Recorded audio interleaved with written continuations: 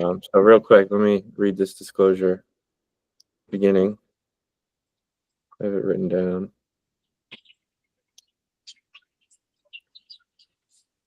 How are you doing today, Tim? I'm good. I stay busy. I always have a decent amount of files.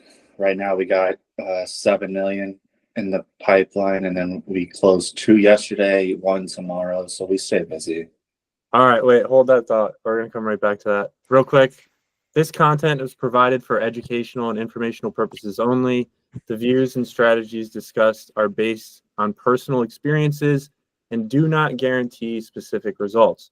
Real estate investing involves risks, and each individual's financial situation is unique. Always perform your own due diligence and consider professional advice tailored to your circumstances before making investment decisions. This is not a solicitation to attract investors, nor are we marketing any securities. Neither the host nor guests assume liability for any outcomes associated with the information provided. We got to get that out of the way, guys. Sorry. I feel a lot safer now. Well, I have attorneys in the family, and yeah, if we all become billionaires, you don't want people coming after you. No, we're all protected now. Yeah. Like an LLC. Yeah. There's no loopholes. Yeah. So what were you just saying, Tim? Because that was pretty good. What do you got going on right now?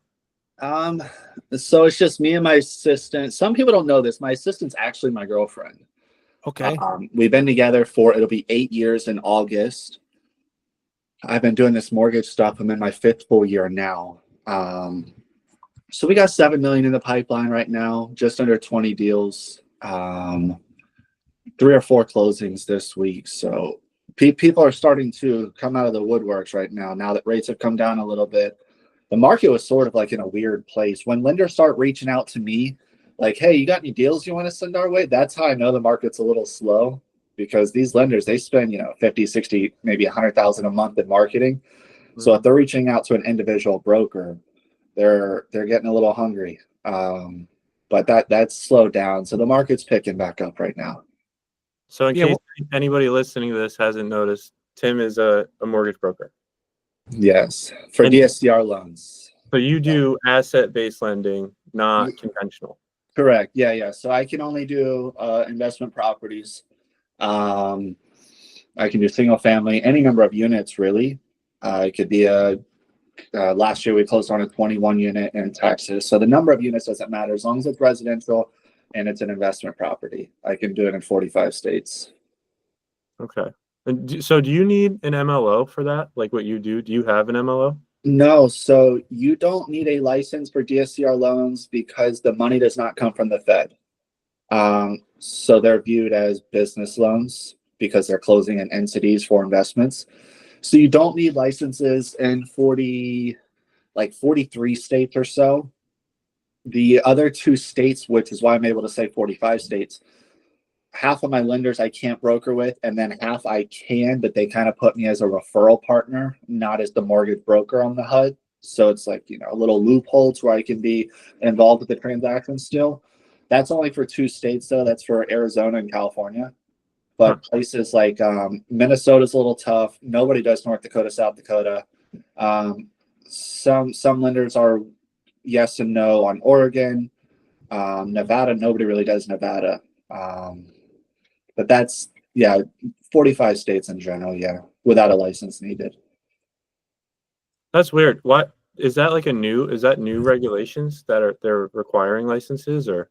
No, so it's always been that way. It's just the DSCR space in general isn't that old. I can't say exactly how sure it goes back, but a lot of the lenders I work with were founded between like 2017 and 2020. So it's not that old of an industry, the DSCR stuff. Hard money's been around probably as long as people have been investing in real estate. But in terms of the asset base, approved on cash flow of the rental property, that sort of thing, that's what I specialize in. That's where it's different than conventional, because conventional lenders, they get their money from the Fed. My lenders, they get it from hedge funds and stuff. So we're not playing with the Fed's money. So it's not licensed thing unless you're in those 5 states. So you don't have a license? No. Jake, that's something else we could do. Yeah, a lot of I'm not stepping on your feet, Tim. No, you're listen. I'm not listen, doing it. I've had a lot of people come to me and like want me to train them because I'm coming up on 400 closings now. Yeah, wow, that's incredible. Yeah, and a lot of people are like, would you be willing to train me? I don't want to steal your deals. I'm like, listen, I get a gauge of where the market is, and I make my phone calls and I call my lenders just to see how many DSCR loans are closing. In 2019, the industry had 2 billion in closings, which is small for mortgages. That's peanuts. Is it? Yeah. I mean, Wells Fargo probably does 2 billion in one quarter, and they're just one bank. But the entire DSCR space only had 2 billion in 2019. 2021, or I think it may have been 2022, it was 20 billion. So it grew from 2 billion to 22 billion in 2 years, 3 years. There's a couple thousand DSCR loans closing per month. I don't like to have more than 35, 40 files at a time. So nobody's stepping on my toes. There's a lot of deals out there to be had. And It's a lot of deals. Just 45 at one time. yeah, the most I've ever had was 49. And unfortunately, it came when we were on our anniversary in Bahamas. So that was hectic trying to enjoy a trip. Well, at least your assistant is with you on the vacation. Yeah. We got a schedule. We wake up, we work for an hour, have breakfast, go out, enjoy wherever we are. And then at lunchtime, do another 45 minutes of work. And then at night, another hour. So that's how we're able to travel a decent amount. So That's cool. yeah. So let's rewind a little bit because we talked a little bit on the phone before this. So can you tell us about like how you got into the space, what you were doing before? Yeah. I got into it by accident. Definitely a little bit of luck. I got my first job at 17 and I went self-employed at 26. So between 17 and 26, I worked 26 9-to-5 jobs. It's not that I'm lazy. Yeah, I think it's the first person to say it's impressive. most people have this judgmental, like, oh, so you don't like to work mentality. It's not. The amount of work I put into my first year creating this business was more than the average person would do at a 9-to-5. So it's not a lazy sense. It's just if I'm gonna put in energy, I want it to be for my future, not for somebody else's. But I worked 26 jobs between those years. And I moved from South Florida up to Richmond, Virginia. I have family up here and I didn't have much money. I was feeding my kids on food stamps. So I spent my money moving up here, got evicted from our apartment 2 weeks before Christmas, and then decided I know nobody up here. I have no money in the bank. It's a really good time to get my real estate license. And I had to borrow money to get my real estate license. I had to borrow money from my mom to go get a blazer. I can't even afford a suit. So I had to borrow money to get a blazer. I bought a blazer for 40 or 50 bucks. I had my license for 17 months. And then I got to the realization that when you don't know anybody in the area and you don't have any money for marketing, door knocking can only go so far. I knocked on 500 and I think it was 30 doors in one day. And it led to nothing. But after 17 months, I had my license. Nothing came out of it. But I knew too much about real estate to walk away. And I went to go search how to become a loan officer, and I accidentally, for whatever reason, typed in loan broker, and that's technically what a DSCR mortgage broker is. We're considered loan brokers because it's not considered a mortgage by the government, so it's considered a loan. But I accidentally typed in loan broker. I came across it. I thought it was a scam. It's like no license needed in most of the country. I'm like, okay, then why are people getting licensed for the conventional stuff? And I was hanging acoustical equipment in like schools and government buildings for soundproofing for I think 15 an hour or 14 an hour.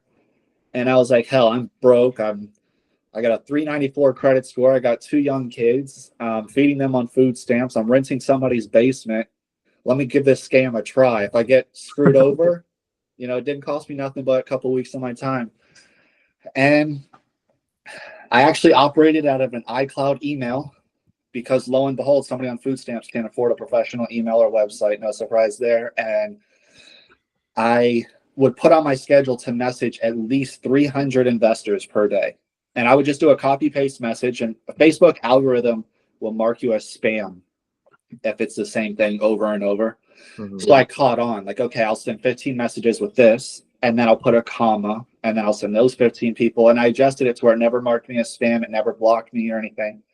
And I would message 300 to 500 investors every single day, 7 days a week. And after like 2 weeks of that, I got like 4 deals in the pipeline, and 2 of them were with the same borrower. And I remember I was sweeping the warehouse at the job, and I was like, oh yeah, that deal that I was supposed to be a part of, I was supposed to close today. Let me see if I got paid. And I checked my phone, and lo and behold, the wire hit. And I was like, holy shit, it's not a scam. It's legit. And I, ironically, the very next day got really sick. So I had to take off a week of work. And while I was out for a week, I just kept messaging 500 people while I was out sick. And I got another like 3 or 4 deals in the pipeline. So I told my boss, I was like, look, I got like 8 deals now. Like I felt like the man. So I'm like, I'm not coming back. I'm not coming back. I'm on a bigger thing, sir. Got me an assistant. Yeah. Yeah. So the rest is history. Unfortunately, like 4 months later, COVID happened. I joined the industry in Q4 of 2019. COVID happened March, or at least shut down the world in March. And I had $2.5 million in the pipeline. I typically make 2% a deal. So I was looking at about 50,000 in commission and like a 30-day spread, which is huge for somebody from my family, because I never made more than 20,000 in a year at a 9 to 5. And now I was about to make 50 in the next 30 to 45 days. And then all my lenders call and they're like, we're not doing loans, we shut down. And that was a huge hit to the gut. But luckily I was smart with the little bit of money I did make. And when everything opened back up, 2021, I consider my first official full year. I did just under 12 million in mortgages. And then the following year, I did 26 million in 2023. Wow. So yeah, and I've been in the game. This is my 5th full year now, but in my first 4 years, I made 1.3 million in commission, which is a far cry from somebody who was on food stamps in 2019. So it's a great story. Yeah. Good for you. Thank you. A little bit of luck. Search on loan broker instead of loan officer. Listen, yeah. But everything's a little luck. You need a little luck there. Right. But to make that kind of money is beyond luck, though, too. Yeah, there's hard a lot work. of determination. There was a lot of times where I wanted to quit, because my first year, when I lost everything from the COVID stuff, and then the market opened back up, I was grinding like as if I had to make up for lost time, because my first full year went down the drain because the market was shut down for 9 months due to COVID. So I was like, okay, I got to make up for lost time. And I put a $6 million deal in the pipeline, and it was a big portfolio. So it took 2 months to get to the closing table. And the day before closing, he backed out. And that was like my second version of COVID all over again. Like that deal was going to be my biggest in my career. It was kind of a unicorn of a deal. What guy in his very first year in the game has a $6 million loan? Yeah. And the day before, he backed out. So there's been many times where I wanted to quit, but my girlfriend reminds me of the life it's provided for us and the kids. So, you're allowed to feel sorry for yourself for one day, and then it's to get back to work. So during that real estate boom right after COVID, you did well, and right? That was your big year then? Yeah. My first 2021, right after COVID. Like when the realtors would just stick a sign in and the place was sold. Right. Me on the mortgage side, I did 12 million. And everybody was like, oh, congrats, 12 million your first year. Don't get used to it. We're in an abnormal market. Yeah. And then the next year I did 18.5 million. And they're like, okay, that's impressive. And then Don't get used to that, but I'm gonna hit 50 million. Yeah, and then the next year I did 26 million. And like, he might be onto something. Because 2023, keep in mind, that's when rates started to go up in the second half of the year. That's when we went from 3s and 4s to 6s. And a lot of brokers were dropping out of the game. So the fact that I did 26 million in a time where like 20% of the people left the industry, I think that's when I started capturing people's attention. And I appeared on a couple of podcasts written about by journalists. And I think my 2023 year is the one that did that. That's the one I did 26 million. I had 105 closings. So I was busy. What was your average screen time? Oh, God. I tried to calculate how much do I work. Man, I'll be laying in bed and I'll catch myself handling emails for 45 minutes. I feel like that's any entrepreneur, really. But I wish I could calculate how much I make on a per hour basis, how much I actually work. Because I try to tell myself don't work past 6 anymore, but I have too much fire in me to just really, oh, look at the clock, time to shut down. Yeah, I can't do that. I know Jake No. doesn't do that. And, I'll wake up to go use the restroom and all of a sudden I'm on my phone checking emails. Yeah.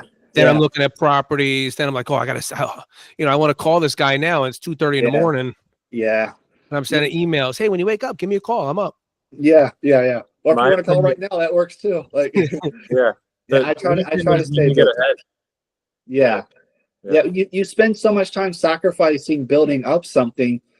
I guess I'm just paranoid of somebody else taking deals that I could have had, or just letting stuff slip through the cracks. I mean, we're only here one time. I don't want to put up average numbers. That's why when I did 26 million in 2023, a lot of people were impressed, but to me, I was happy for myself, but I think my goal that year was 30 million. So I think I fell short of my goal. So in my eyes, I sold myself short. In everybody else's eyes, it's like write a blog about them.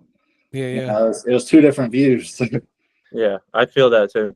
Did you, when you started like getting those results and putting in that much work, did you start to see how like do you feel like you're doing a lot more than what the typical broker does? Like Yeah. Yeah.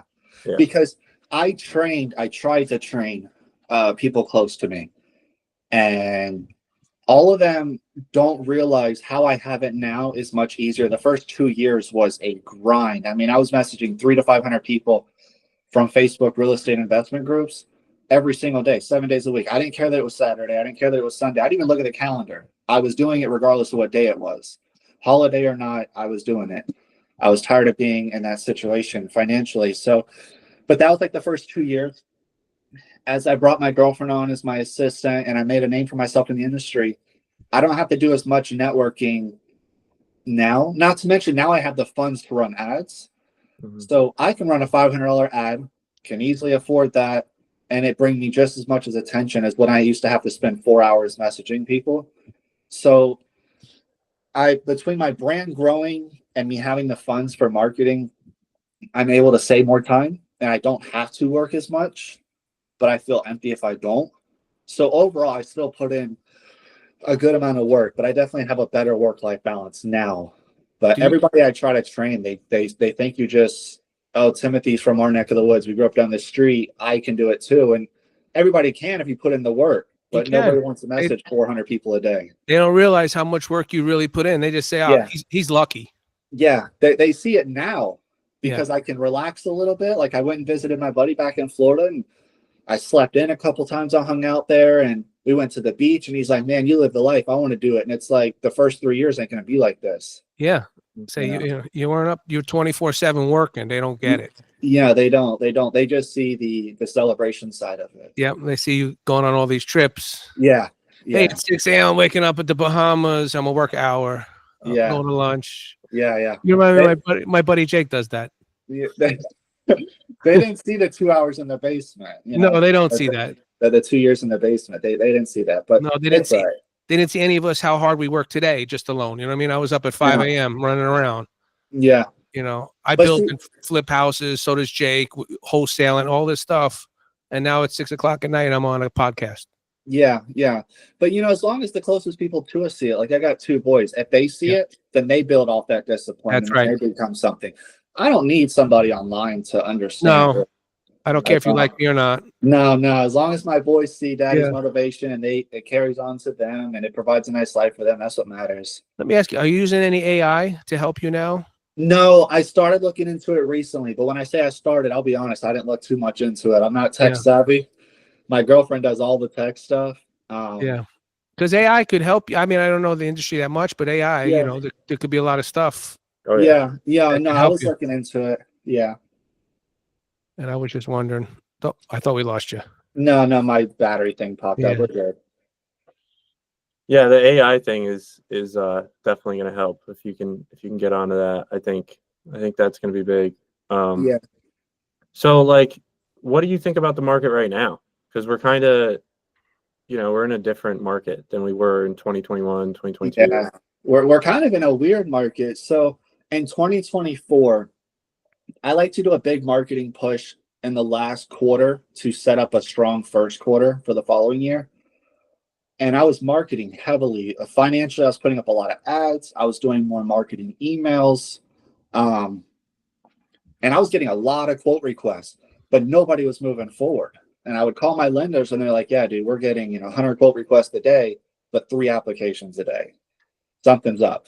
The whole market was under the impression that, hey, if Trump wins the election, or if this person wins the election, whoever it may be, we think rates will be better. So we're going to hold off to like January or February. Well, Trump won. The market didn't immediately go down. Now it's starting to. Yeah, they just dropped the rates, correct, this week? Or? Yeah. When he officially took office, I don't keep up with conventional rates as much, but I know when he took office, the industry I was in, top tier borrowers, we were looking at like 7.5 to 7.6% all day long, 30-year fixed. Now those same borrowers are 7%. So they dropped about half a point since he was elected. So now we're starting to see movement. I think that's now why I'm starting to get a little bit busier, because my whole career, I had anywhere from 20 to 35 files. And in November or December, I think I had 11. And I knew it would eventually shape up. I mean, the market always has these dipping points where people just put everything on hold. But now things are starting to get busier. In terms of rates, it's kind of a guessing game. I usually don't like to guess more than 30 to 60 days out. And whenever I voice my opinion on social media where I think market's going, it's never my opinion. I make phone calls to the people who get paid the big bucks to make that decision, and I spread the word. Mm-hmm. I'm a mortgage broker. I'm the middleman. I find you the best lender for your situation. I don't determine where rates are going to be in 4 weeks. But I think this is the first time in my 5 years when I call a lender, they're like, dude, I don't know. Like, we're playing it day by day, year by year. Like, that's kind of where the market is, because the last inflation report wasn't horrible, but it also wasn't good. And yet rates came down. Yep. So we're in a very weird market right now. Yeah. And I heard people are pulling out from deals. Like, so they'll go to the table, they almost get to closing, and then they're walking away. Yeah. Yeah. And it's happening a lot in the real estate, buying houses. So that affects you too. Yeah. I mean, probably not as much because you're a DSCR loan. I mean, no, it still happens. Yeah, these investors are doing it. So they still pay a fee?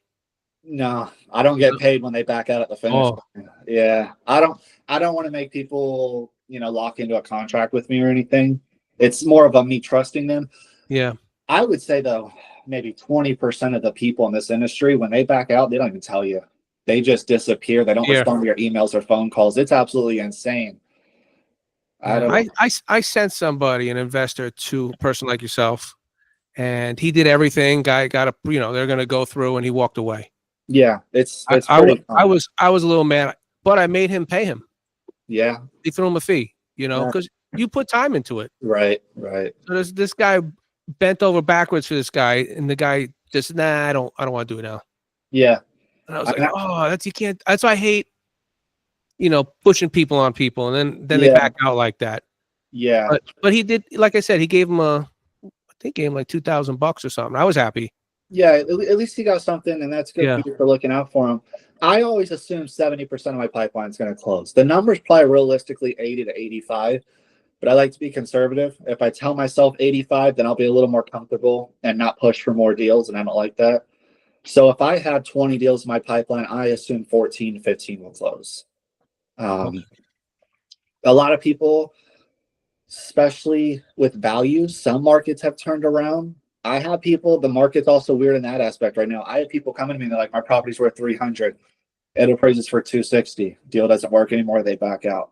I just had an appraisal come in today. He thought it was worth 210. It appraised for 230. That's obviously better news than the last. But for the most part, that's back and forth. That's a big deal killer. Yeah, I got killed on a deal just recently on appraisal. Yeah. I do have a lender that lets you choose the appraiser, so that helps. That's nice. Yeah, they're the only one, and I can't assure that that's going to last long. My guy texted me yesterday and said they're seeing how long it can last. So that's been a big of my marketing push, because that makes or breaks deals. So I lost a deal because the appraiser was like 75,000 under. It was crazy, and I paid an appraiser to get me a price. So Yeah. I knew what I was doing with this flip. Right. And then this person came in 75,000 under, ruined the deal. Then it's it follows the house. Right. I just sold the house now, and then the appraisal for that house just came back another 25,000 more. So it was 100,000 more than their appraisal. Yeah, I think some of the issue is all lenders will let you dispute appraisal, but the issue is when you dispute the appraiser that appraised it has to approve of it and change the value. And if he or she does, then they have to go back to their boss and explain why they were so far off the first time. I didn't even bother. We were going to try. Yeah. They were out of state. They were from Jersey. We're selling a house here, and it was just crazy. Yeah, 90%. Yeah, you saved your time not disputing. 90% of appraisal disputes don't do anything, and the 10% that do change the value are never going to be more than 5%. Yeah, and that bank's still not going to buy them. No, because if you dispute it and he comes back and changes it by 10%, he now has to explain to his boss why was he so far off the first time. Yeah, and they're not going to do that. Nope. Yeah, because he's not going to lose that bank that he's working for. Right. So, yeah. It's a shady side of the business, but I would say that's the biggest make or break in this sector. I don't like appraisers. No.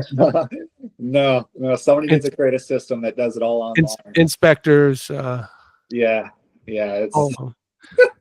Yeah. Do you have any tips, Tim? Like do you know a lot like what appraisers are looking for, and like is there any tips for your clients? Well, a lot of people come to me. Most of my deals are 1 to 4 unit. A lot of people come to me thinking the cash flow on a 1 to 4 unit will determine the value. That's only for 5 unit plus. Yep. As silly as it sounds, and this is gonna sound silly, just clean the place up. You would be surprised. I've had deals come in with the appraisals like, I think we're just gonna go with 300. But if rehab was done, I'd say 320. And we're like, what rehab? And they're like, well, when I went there was a ladder and a paint bucket. So I assume they're still doing stuff like that. No, that just needs to be moved to the garage. It's little things like that can be so silly. They do a real appraisal. They come in the house. They don't do drive-bys. No. Yeah. Because I've dealt with some, a few that said, hey, we'll just do a drive-by. Yeah. Sometimes on the fix and flip, some will. But the long-term DSCR, when they're putting a 30-year loan, you know what? You're right. It was a fix and flip. DSCR. Yeah. I usually only do the long-term. I've done some fix and flip. Those have a higher fall through rate. I think a lot of these HGTV shows, making these people think they're going to get 100% financing and close in 3 days and no closing costs. And they're gonna flip this thing in 30 days. Yeah. Like except you're not going to be in the pipeline on the purchase side for 18, and then I had a lot of people when I tried to do the fix and flip come to me with like $900 in the bank, and they're trying to flip a $400,000 property, and I'm like, I'm not even going to quote this. Like, and now I understand why the banks say, hey, what's your experience? How many have you done at least 6 houses in the last 16 months? And when I first started, I'm like, what, are they crazy? Who's doing that, man? And now I get it. Because I've been there, I've done it. I said, I'm going to do the work myself. Mistake. I did all the mistakes. Isn't it wild how when you first joined though, you thought somebody doing 16 and that time frame was crazy. When I first joined the industry and I did 12 million my first year, I remember looking at my CRM and I'm like, wow, I really did $1 million a month. Yeah, that's crazy, right? Now if I don't hit 2 million a month, I'm like, we gotta tighten up. It's slow. It's crazy what time and growth does. Yeah. I think that's good to double click on. Like, did you get around other people that are doing volume like that, or you kind of just like by yourself? In terms of single, there's broker shops. Like I'll see someone on Facebook who's like, Timothy Hero does good numbers, almost 30 million in a year. That's solid. I did 50. And then you do a little research and they didn't do 50. It's him and 3 other brokers combined as a shop that did 50. Yeah. I don't like realtors do that also. I did 50 million in real estate. Meanwhile, they have a team. Yeah. Oh, your team did it. That's different. You did 9 million. Your team did 50 combined. Yeah. That's cool. Your team did 50. I'm not jealous, but don't say that. Like. No, yeah. In 4 years, I've done 80 million. Just me. Wow. Me and my assistant. 300, almost 400 closings, 80 million. Yeah. And there's no team, and I've never done a broker shop. I've never even partnered with the broker on a deal. It's all my deals. So No, there's definitely individuals pushing bigger numbers than me. I don't personally know them because there always seems to be an individual pushing bigger numbers. Then you find out that they're a shop. Mm-hmm. But no, I have reached out to my lenders and I'm like, hey, who's your guys' biggest broker? And oftentimes I'm a top 5 broker at some of the lenders I work with.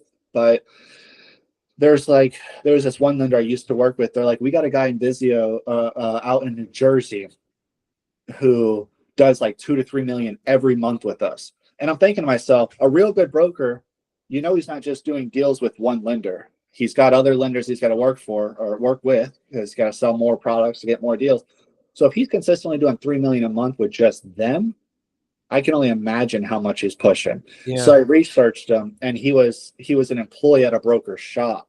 So it wasn't just him, so, and he worked for a big broker shop. There's like 18 brokers. They're probably spending $30K a month on marketing, splitting all the deals. So I like it just me and my assistant. When I say I close 120 deals a year, it's my 120 deals. I'm not splitting it 20 different ways. No, yeah, it's mine. If I do $500,000 in commission, that's my $500,000. I pay her good, and I get the rest. But that's mine. When I advertise numbers, they're my numbers. I'm not no shop over here. Yeah, good.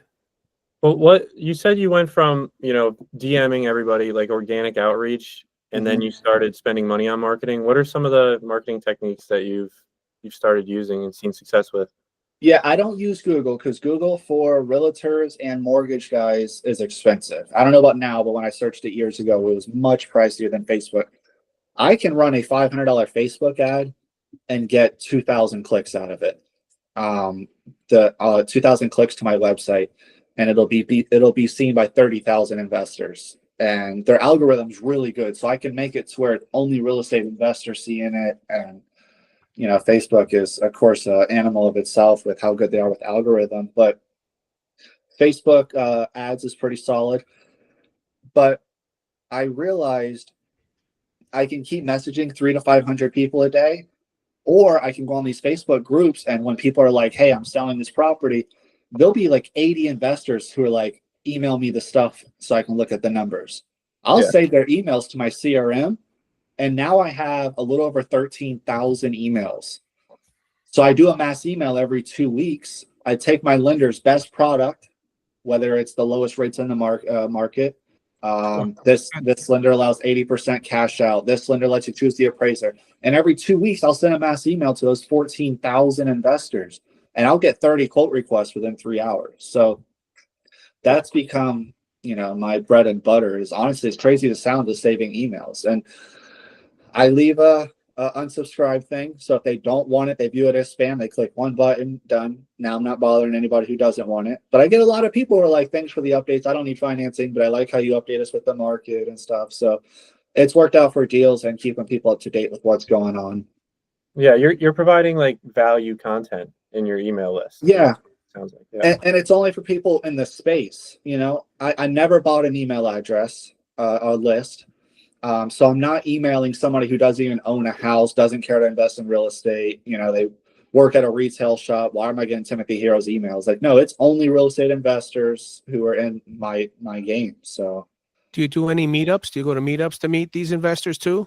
No, I was invited to a local client of mine. This guy pushes heavy volume. I mean, he flips, he wholesales, he rents, he does it all. But he invited me to his place, and I did like a podcast thing with him.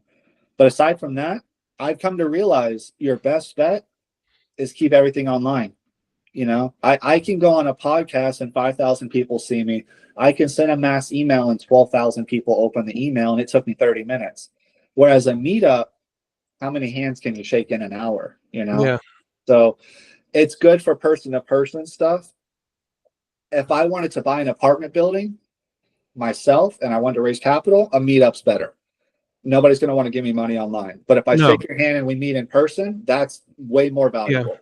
But in terms of something what I do, people don't need to shake my hand to be comfortable with the mortgage stuff. No, I could just go online all day long, look up DSCR loan, go to Facebook. Yeah, so I keep everything online. Meetups. I was gonna go to one recently down in Miami, like a big real estate convention, but I backed out last minute because I didn't feel that first of all, 90% of the people there were just lenders. So I wouldn't even really be able to Yeah, what are you elbows gonna with investors. Yeah, I already know all the lenders that, so, but no, I keep everything online. I can get in front of more people for way less time. Sure. I think the Facebook groups are slept on. I had a Facebook group with 40,000 people in it, and I just sold it. But I was getting bids from lenders to buy the group so that they could advertise on it and stuff like that. And I think that's massive. Like I sold this group for $10,000. You sold it for 10,000? Yeah. And I feel like I cut myself a little short. But I told him to be alive, huh? I told him to keep it for us, and he goes and sells it. I didn't want to manage it anymore. That's what it came down to. He didn't want to manage it. He didn't even manage. What'd you do to it? Nothing. I had to be on my phone 3 times a day to remove people from the group. Oh yeah. I remove people from the one I have. It's horrible. Yeah, there's definitely some spam ones. Definitely. Yeah. Everybody's like, buy my crypto or buy this or bend them over. It's a pain in the ass to me. Like to keep a good group, like somebody has to like constantly be on it, moderate. You almost have to hire someone full time. How many members did you say you had? 40,000? It was 40,000. Yeah. Yeah, that's a lot. Yeah. One of the people that bid on it, they were like a lender, and they actually were going to hire someone to run it for 40,000 a year. Is that who you sold it to, or just one of the biggest? I sold it to somebody else. Yeah. But I think Facebook groups are massive, just for anybody listening. They really are. I've paid in the beginning when I first started making a little bit of money. I didn't have enough money to run ads. So I would pay like a Facebook admin of a group like $100 to post about me and pin it at the top of the group for a week, and I'd get some quote requests off of it. So that's pretty neat. That's a good idea. Yeah. When you don't have money, you'd be surprised how creative you get to grow. Yeah. We don't have money, but well, they say the best teams achieve the best things if they're under constraints. If you don't have, if you have unlimited resources, you can just keep spending money and not really get any results. Whereas not to mention there's no reason to learn from your bad spending. Exactly. Yes. If you throw $10,000 at an advertisement, it doesn't yield results. You didn't even notice the 10,000 left your account, so you're not going to do research on why it worked or not. So yeah, and that's why incumbents get taken out, because the up and coming is more scrappy and they gotta figure it out. So, well, you capped out. What's that? You cashed out on the Facebook group. You did well. I don't know if your buddy's happy about it. He wanted it. Yeah, I was burnt out from that thing. He just told me, like, hey, I got a website that has like 40,000 people. Maybe we'll use it to push the podcast and some other stuff we're doing. Yeah, we're putting an expo together. Yeah. Oh, yeah. He was telling me about that. Yeah. So he didn't go into great detail. We weren't allowed to speak too much. Yeah, we're not allowed to. He signed a non-disclosure. Yeah. I just like to keep it, I'd rather. Yeah, well, I'm just throwing it out there just a little bit, but we'll talk about it offline. But non-disclosure. He knows about the lawyer stuff. We figured that out. Yeah. Oh, yeah, right away. I'm actually supposed to do a voiceover and speed it up. No, I think it's good to have that disclosure. You never know. So you never know. I had a question for him and I forgot. I have a good question. Go ahead. Because I'm really curious about this. So, like, the people that how did you build those relationships with the people like that you're getting money from to broker, and where do they get their money from? Like, how does that work? Because it's all like, it's not banks, right? No, they typically get their money from like hedge funds. BlackRock is actually one of the providers. BlackRock has so much capital, they'll just take like the 3 or 4 largest DSCR lenders, and they'll be like, we'll give you a $300 million line of credit. Once you've lended out the $300 million, if it's good deals, good quality borrowers, high credit score, good return, we'll give you another $300 million. And it just keeps like a cycle going, so they never run out of money. In terms of my relationship with them, a lot of lenders actually are more excited to approach the broker. If you went on Facebook right now and you're like, I broker DSCR loans, I'm a big shot, you'll have DSCR lenders messaging you like, hey, bring us business, because they don't have to pay you. Brokers charge the investor. So lenders don't pay us. So it's nothing for them to add us to their list of brokers. Now, as long as you've never been arrested for fraud and, you know, you understand how the stuff works, and they'll approve you. But I definitely have better relationships with some of my lenders than others. I have some lenders that I can call at 11 o'clock at night for a question and they'll answer. And I have some lenders that I'll be at the closing table and I can't get them on the phone because it's my only closing ever with them. So, yeah. Which doesn't leave a good taste in your mouth to give them a second deal. But yeah. I got 3 or 4 lenders that will answer my emails on the weekends. And that really just comes from pushing volume. There's a lot of tire kickers in this industry. Since there's no license needed, there's a lot of people who come to it and they're like not knowing anything. They're not motivated. They ask 100 questions to the lender, but they never submit a deal. They never even bring a client to them. And those are the brokers that won't get responses. You know, my lenders are like, hey, when Timothy Hero reaches out, the guy's closing 8 loans a month with us, you know, 80 million brokered. I mean, he clearly pushes volume, answer the phone, you know. So it's just at first, no matter how good you sell yourself, at first, a lender is not going to pay much attention to you. Once you've had a $2 million month with them, that starts to get their attention. Yeah. So it's almost like wholesaling, right? Yeah. Right. You know about wholesaling, right? Yeah. I'm just the middleman. It's not my money. Yeah. You get a contract with them and you're just shopping them around. Yeah. Great. That's all it is. I enjoy it. I get to be around numbers. I make good money. I work for myself. We travel a lot. We're about to travel more. Do you have any real estate? No, not yet. I was going to buy. And after renting my whole life and I finally started making good money, I decided we wanted to buy our own place. So we bought a place 2 years ago. Congratulations. Yeah. Thank you. I figured you start, you're helping all these investors buy real estate. Properties. In my head, I would start saying, oh man, what am I doing? Yeah, I get the question a lot. There's times where people won't even ask, do you invest? They just assume, hey, 400 closings almost. Where do you invest? How many properties do you own? Yeah. You know? So do you invest in my state too? And I'm like, I don't have any right now. See, I'm making appreciation, man.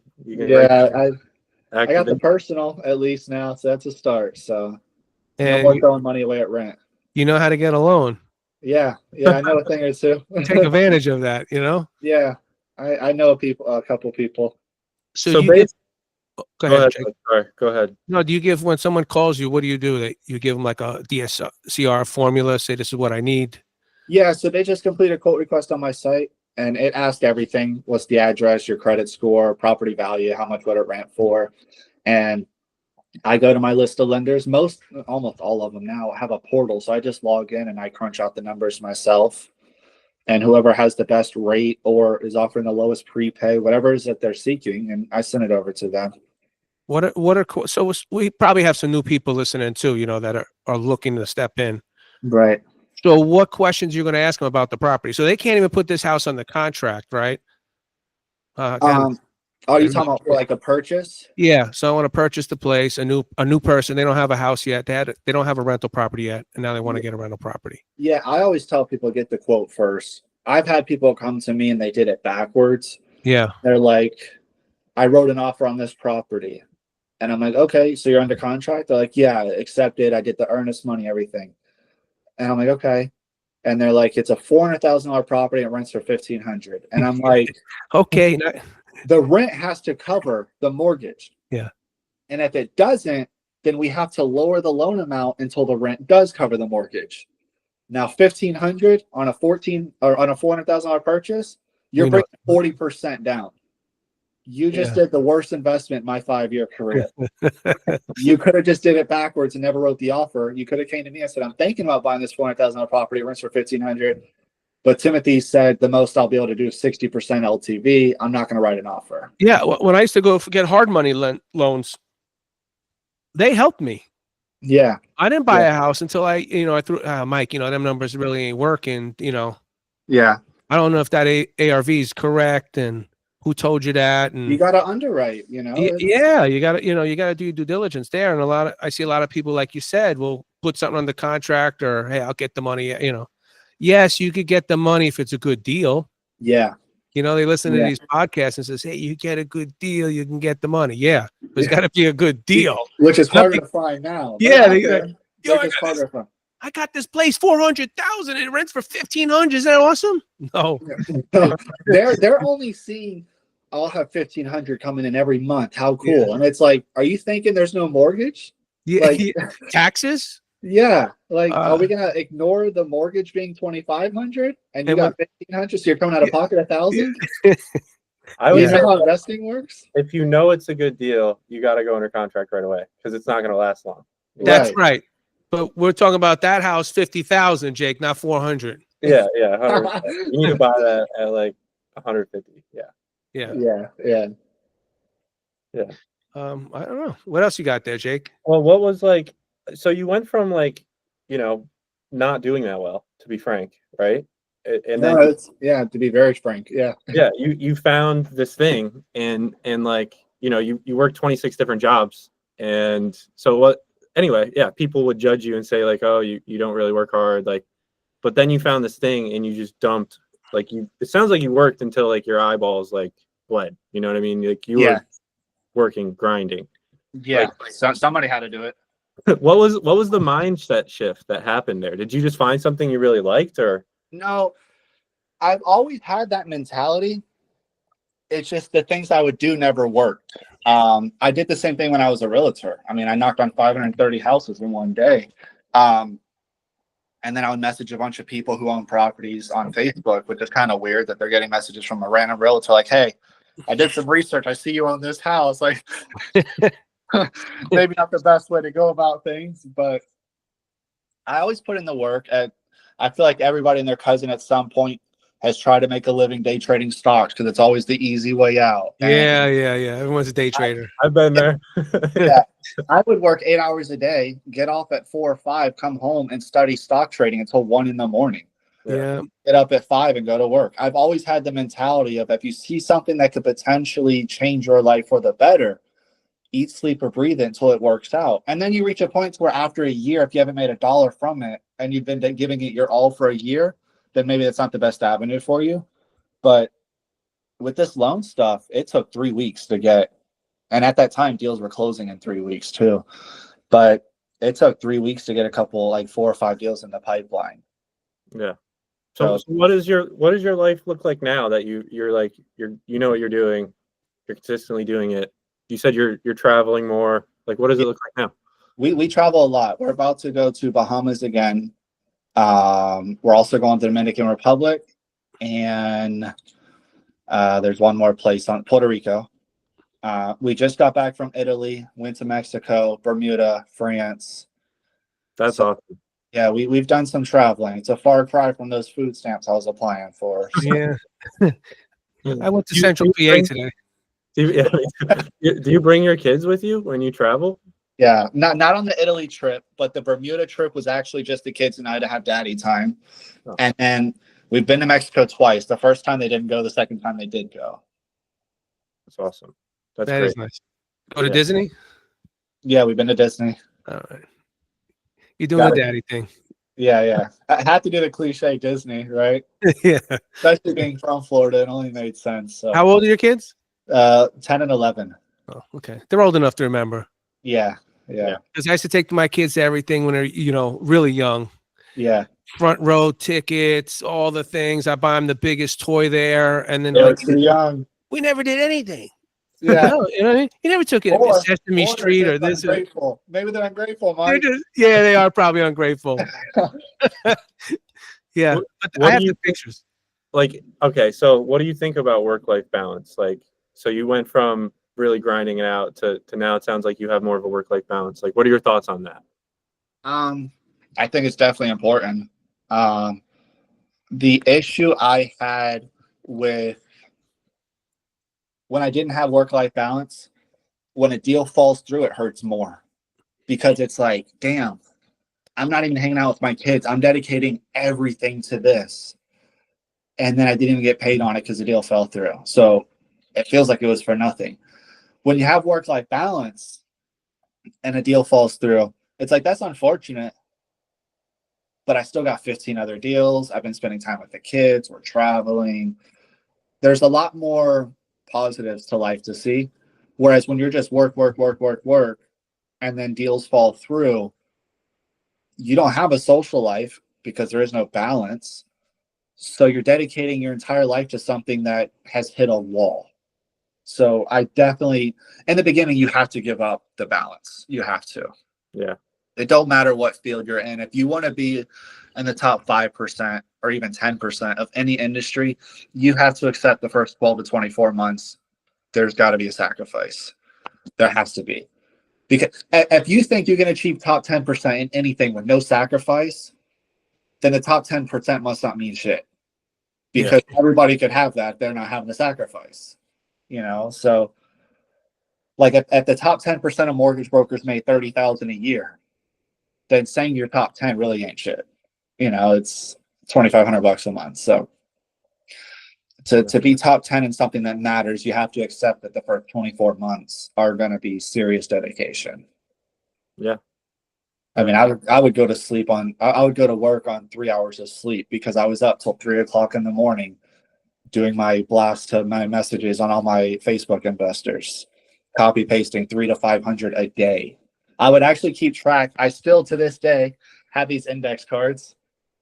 I would put tallies for everybody I messaged. I would send 20 messages before breakfast, put 20 tally marks. After I eat, send another 60 tally marks. And I would just do that over and over and over. And I hit 500 a couple times, but I would not allow myself to go to sleep that day until I hit at least 300. So that's still a lot.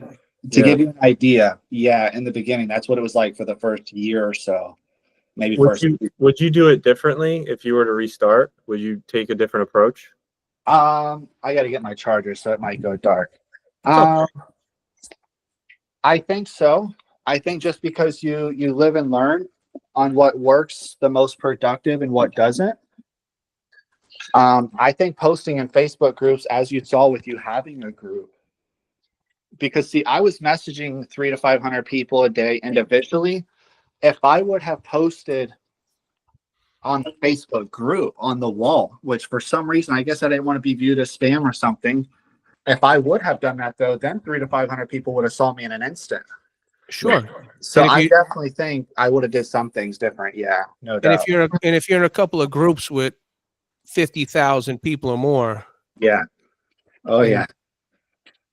Yeah. So you live and learn though. That's anything. I'm sure there's things that you guys would do different. Yeah. So, but it made me who I am doing it that way. Yeah. The grinding way. You learn how to grind. Yeah. Yeah. Sure. And you could always go back to that. Yeah. Everything slowed down, but I made such a name for myself. 14,000 investors in my system. I mean, I always tell my girlfriend, I could go 2 months without advertising at all.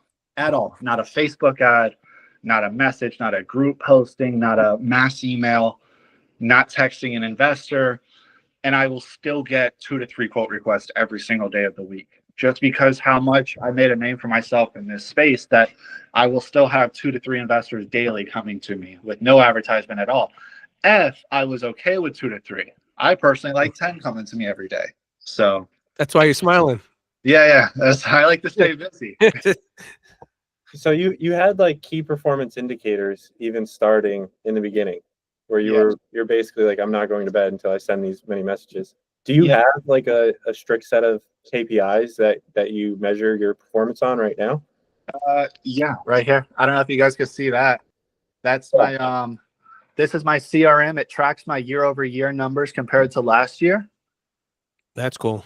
Yeah, so right now, in terms of commission, we're only 3 months into the year, so the numbers are kind of dense, but I'm up 50% right now in commission compared to last year. The first quarter is usually a little slower. People are getting a feel for the market. So I've only closed $3.5 million this year so far.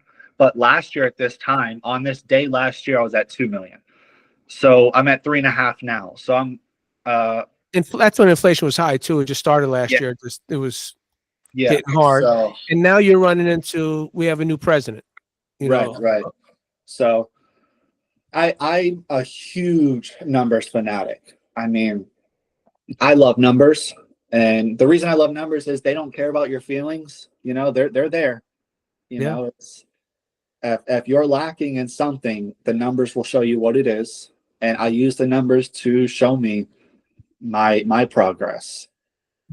So I have KPI on everything. I could tell you my largest deal ever, my biggest month ever in terms of volume, my most closings in a month, my most commission in a month, my most commission on a deal, my best quarter. I mean, I track everything. Yeah, that's awesome. And to kind of, Mike, do you got anything else? No. To kind of close it up, like what advice would you give to somebody that's trying to get started doing what you're doing? It's actually advice I would give to this in anything. For starters, discipline. Second, I think you have to have a real evaluation of what do you want out of life and have that talk with yourself, because a lot of people, I have nice cars and, do some traveling. Somebody might see that and instantly be like, I want to do what he does. But you got to really evaluate who you are as a person. Do you care to do what I do, or do you like the outcome of what I do? And I think people need to find their own determination. Don't let my car or whatever it may be influence you. I think people need to be driven on their own, and they have to be willing to make sacrifices. I have friends and family that I haven't talked to in a while just because I want to be where I am if I were to hang around them or answer their phone calls. Some people aren't willing to make that sacrifice. If you really want to feel like you took over the world and you don't have a boss and you want to travel the world and all these things, you have to be willing to do what everybody else isn't. I once read something. It's like, if you want to be a part of the 1%, you got to be willing to do what the 99% don't do. Yeah. And that was like the simplest but realest way to put it. If all your friends are, sleeping in and watching, Netflix on their day off and stuff, and they don't live the life you want, why would you do their same activities?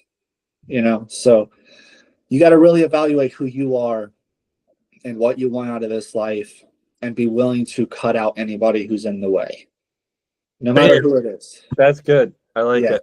So I think that's the way I viewed it, and that I just dove at it. And the moment my first deal closed, I only made about $1,200 on my first closing, but I saw that it wasn't a scam. Yeah. And the rest is history. Now I'm at 1.3 million.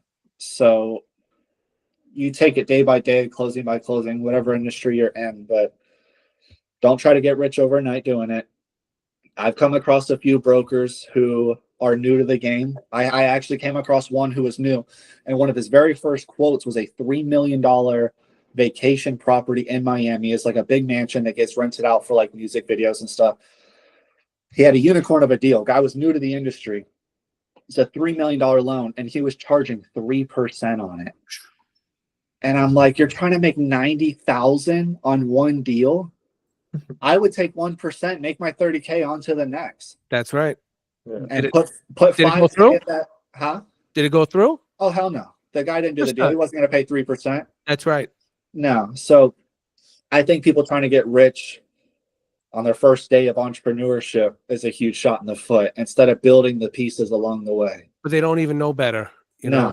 And I understand people are trying to get out of the rat hole. I was there. But when I was building my business, I was very excited to put that first $120,000 deal in the pipeline. Even though I was only going to make 1%, to be around 1,200, it was still 1,200 more than than I had. Where you got people charging 3% on 3 million, trying to make. And it's nice because you were working another job at the time. Yeah. And now you got 1,200 in your account. Right. This and is then real. I got sick the very next day, which Yep. allowed me to really go hard with it. So good for you. Thank you. It was a good story. Yeah, thank you. I need you to give information how people can reach you, your website. Yeah, so you just visit my website. It's just timothyhero.com. That is my real last name. A lot of people think. Yeah, I saw that. Yeah, a lot of people think I created this persona as like a branding thing. Like, I'm your hero to mortgages. It's my real. Well, that's a great name. I was like, look at this hero. Talking to the hero. I meant to say that earlier. I forgot about that. Yeah, it's my real birth name. You just go to timothyhero.com. And all my contact info and everything's on there as well. Okay. And you're very flexible. You talk to anybody, any questions or anything like that. Perfect. Jake, you got anything else? No, man. Thank you so much for coming Yeah. on today. You shared a lot of valuable insights, and Yeah. I It really was enjoyed great. No worries. Thanks, guys. Send me a text. We gotta do it again sometime. Yeah, Oh, absolutely. we're gonna do it. out. We'll put you on for next year. And then what's your goal for this year? This year I'm going for 35 million. Okay. Well, we're gonna talk in 12 months. Now that I told you that, yeah, you're gonna hold it against me. Yeah. Yeah, But but the only person- that'll motivate you also. Yeah, the only person that knew my goal was me and my girlfriend because she's my assistant. So I think Yeah.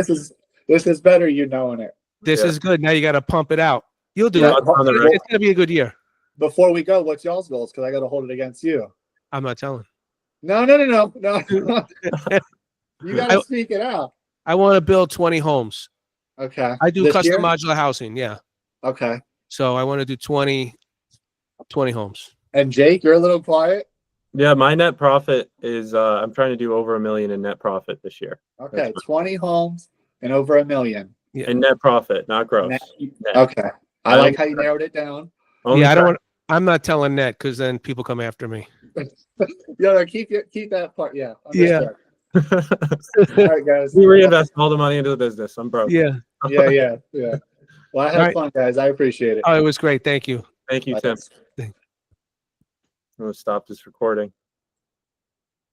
That was good. He hung up.